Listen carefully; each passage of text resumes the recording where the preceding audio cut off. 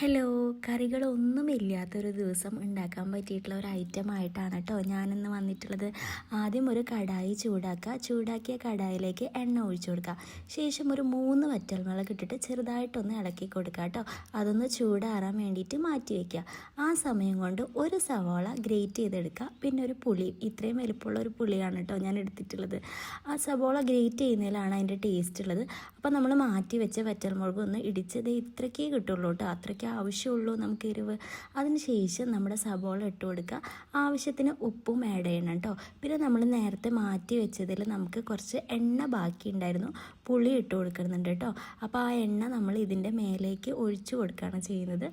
അതിന് ശേഷം ഇതിൻ്റെ മിക്സിങ് ആണ് വരുന്നത്. നല്ല രീതിക്ക് തന്നെ തിരുമ്പി കൊടുക്കണം കേട്ടോ, ആ തിരുമ്പുന്നതിലാണ് ടേസ്റ്റ്.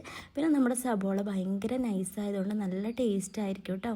നന്നായിട്ട് തന്നെ ഞാനിവിടെ തിരുമ്പി കൊടുക്കുന്നുണ്ട്. എല്ലാതും പുളിയും ഉപ്പും എണ്ണയും എല്ലാം കൂടി മിക്സായിട്ട് വരണം, നല്ല രീതിയിൽ തന്നെ മിക്സായിട്ട് വരണം.